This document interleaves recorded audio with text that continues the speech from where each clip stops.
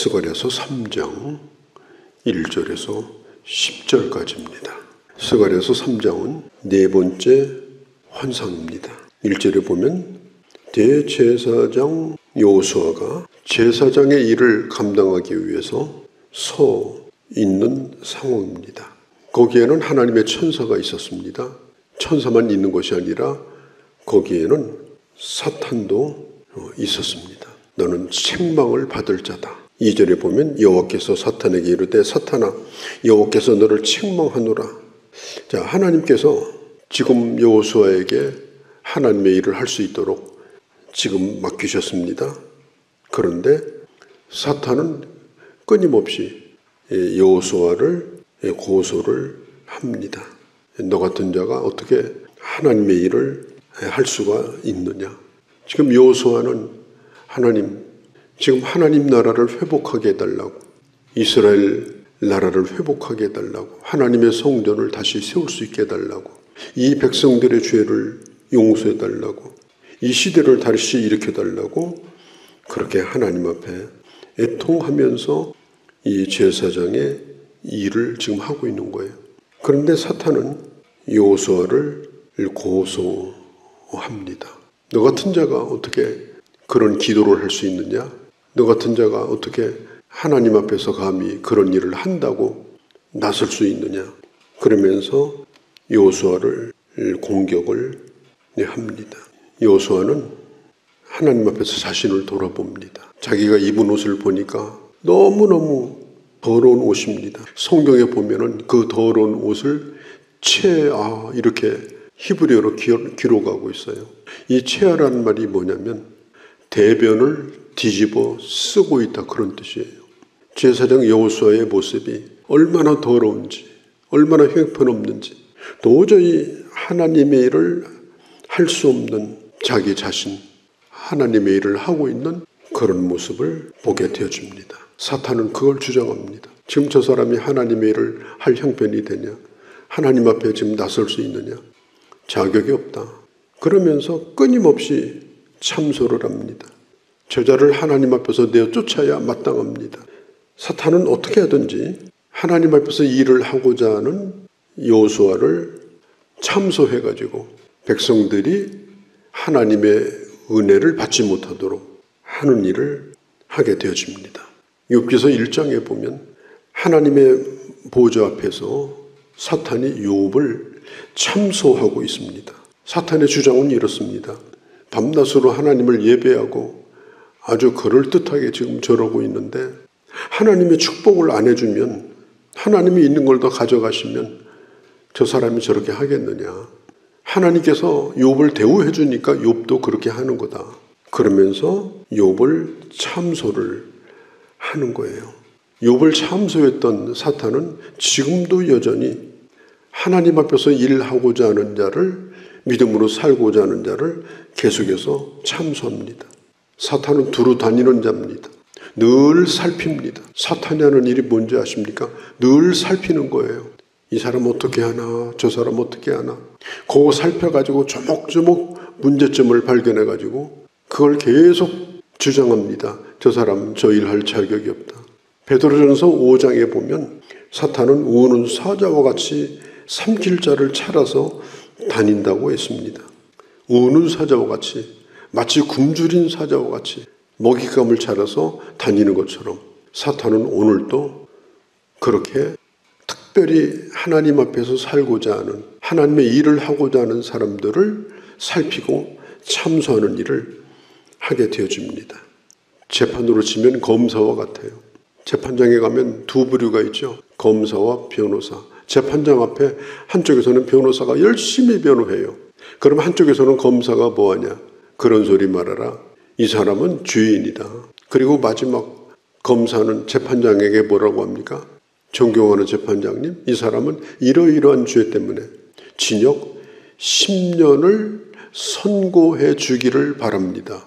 지금 사탄이 어려운 시대에 하나님의 일을 하려고 하는 여호수아를 고소를 해요. 이렇게 말합니다. 저자가 입고 있는 옷을 보십시오. 얼마나 형편없습니까? 지금 오물을 뒤집어 쓰고 있지 않습니까? 무슨 저런 자가 나라를 살린다고, 성전을 재건한다고, 무슨 말씀을 전하고, 무슨 기도를 하고 그럴 수 있습니까? 그때 하나님께서 재판장 아닙니까? 뭐라고 판결을 내리는지 아십니까?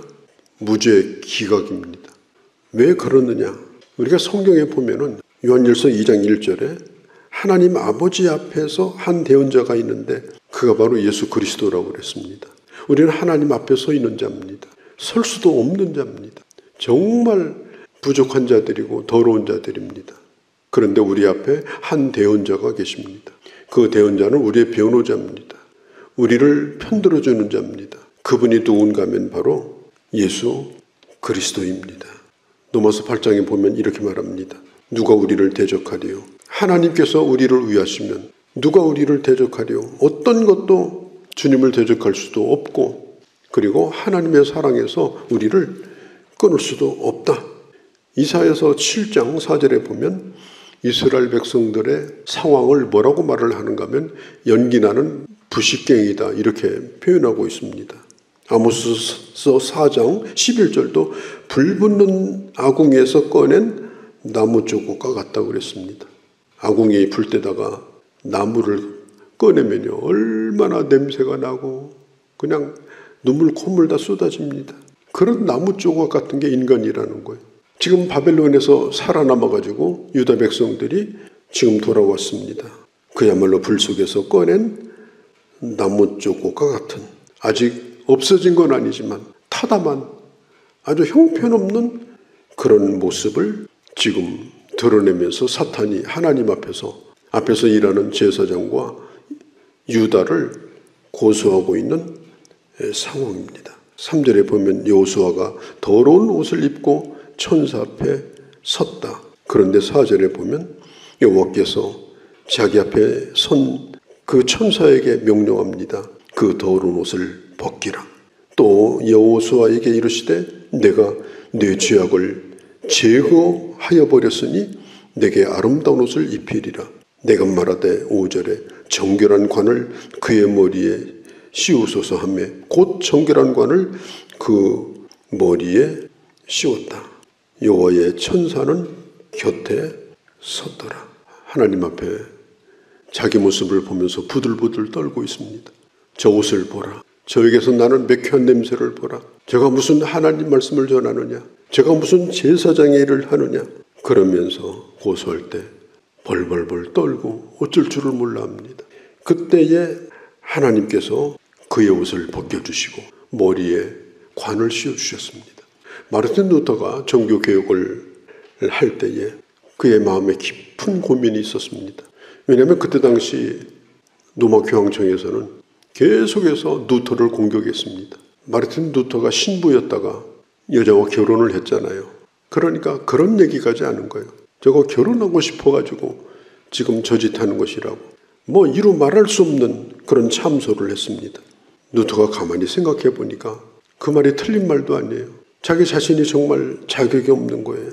어느 날은 잠을 자는데 잠결에 잠이 들었는데 마귀가 와가지고 루터가 지은 죄를 전부 적어가지고 왔습니다. 꾀알 같은 글씨로 썼는데 얼마나 많은지 숫자를 헤아릴 수도 없습니다. 루터가 어쩔 줄 몰라서 벌벌 떨고 있습니다. 그때의 잠결에 그의 머릿속에 떠오른 한 가지 성경 구절이 있었습니다. 그것이 바로 요한 1서 1장 10절이었습니다. 그 아들 예수의 피가 모든 죄에서 깨끗게 하실 것이요. 그 아들 예수의 피가 내 모든 죄를 이미 깨끗게 하였다. 그러면서 그는 하나님의 말씀을 붙들고 선포를 합니다. 그때에 그를 참소하던 자가 그의 곁을 떠나갑니다. 오늘 5절에도 같은 상황이죠. 하나님의 옷을 벗겨주셨습니다. 그리고 머리에 관을 씌워주셨습니다. 하나님의 일을 하는 사람은 다 그런 사람들이에요. 정말 자격이 없는 사람들입니다. 있는 모습 그대로 서라고 하면 설 수도 없는 자들입니다. 저자가 하는 말은 믿을 수가 없다. 그렇게 얘기해도 할 말이 없는 사람들입니다. 그런데 하나님께서 옷을 입혀주셨습니다. 하나님께서 인정해 주시는 관을 씌워주셨습니다. 당신이 왜 그 일을 하는가 물을 때 답은 딱 한 가지입니다. 나는 하나님의 은혜로 서 있는 자입니다. 하나님의 은혜가 아니면 어떻게 내가 여기에 설 수가 있겠습니까? 8절과 9절, 여기 8절에 보면은 이렇게 말하죠. 나의 싹이라고 부릅니다. 이 싹이 뭡니까? 이 싹은 예언적인 말씀인데 이사야서 53장에 보면 예수 그리스도에 대해서 성경은 예언하기를 그는 자라나기를 연한 순과 같이, 연한 싹과 같이 되었다. 그렇게 말합니다. 육신을 입고 이 땅에 오신 예수 그리스도를 의미합니다. 다윗의 뿌리로부터 싹이 난 연약한 가지, 인간이 볼 때는 흠모할 만한 것이 아무것도 없는 그런 존재. 그래서 그때 당시는 예수님을 죄인의 괴수로 그렇게 정죄를 하고 그 예수님을 십자가에 못 박아 죽이는 그런 자들 앞에서 예수님은 정말 죄인이었습니다. 그러나 성경은 뭐라고 말합니까?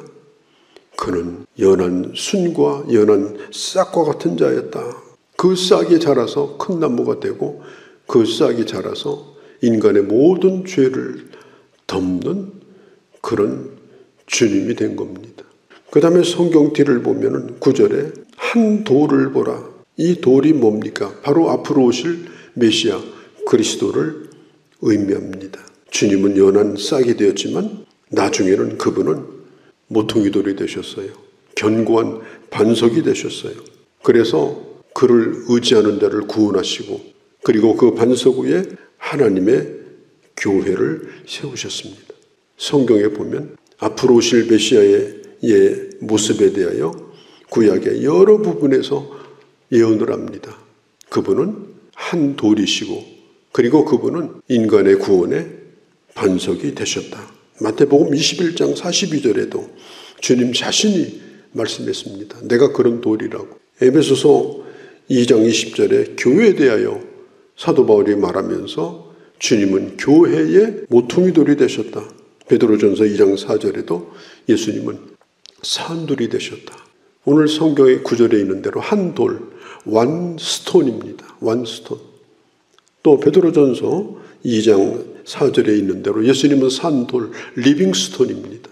이 세상에 수많은 돌이 있지만 인간의 구원의 반석이 되신 새롭게 나타난 돌이 바로 예수 그리스도입니다. 그래서 우리 교회도 새로운 돌이라는 뜻이에요. 신석, 뉴스톤 처치. 예수 그리스도는 우리의 구원의 반석이 되셔서 그를 믿고 그를 의탁하는 자를 구원하시고 보장하여 주십니다. 여기서 한이라고 하는 것은 예수님의 유일성을 의미하고 독특성을 의미합니다. 그분은 유일하신 분이에요. 그리고 그분은 모든 것 가운데 독특하신 분입니다. 10절에 보면 무화과 나무, 포도나무 사이에 오가며 평화롭게 살아가는 그런 비전을 보여주고 있습니다. 더러운 존재로, 하나님 앞에 설 수 없는 존재로, 오물을 뒤집어쓰고 온갖 냄새를 풍기며 하나님 앞에 설 수도 없는 사탄이 하는 얘기가 지당하고 마땅한 그런 우리들이었지만 주님은 우리의 옷을 벗겨주시고 그리고 우리에게 의의 옷을 입혀주셨습니다. 우리에게 존귀의 관을 쓰여주셨습니다. 그리고 우리를 하나님 앞에 은혜 받는 자로 하나님의 일을 할 수 있는 자로 우리를 세워주신 것입니다. 그리고 우리를 교회로 불러주신 거예요. 이 회복의 약속이 성취된 것이 바로 오늘 우리들 자신입니다. 오늘 이 말씀을 붙들고 하나님 손에 붙들려 이제는 마땅하게 쓰여지며 주께 영광을 돌리는 그런 귀한 주의 자녀들이 되어주시기를 바랍니다. 거룩하신 우리 아버지, 오늘도 저희들 주의 말씀을 들었습니다. 제사장의 일을 하고자 했던 여호수아를 참소하던 그 사탄 앞에서 하나님은 더러운 옷을 벗겨주시고 존귀의 관을 씌워주시고 그를 주의 반석 위에 세우시고 풍성한 회복의 약속을 베풀어 주셨던 이 놀라운 말씀은 바로 예수 그리스도 안에 있는 그 안에서 성취되어진 오늘 우리들의 모습임을 보게 되며 또 이것이 교회임을 보게 됩니다. 다시 한번 감사드리며 이제는 오직 주의 손에 붙들려 존귀하고 아름답게 우리 남은 생에 쓰여지는 저희 모두가 되게 하여 주시옵소서. 우리 주 예수님의 이름으로 기도하옵나이다. 아멘.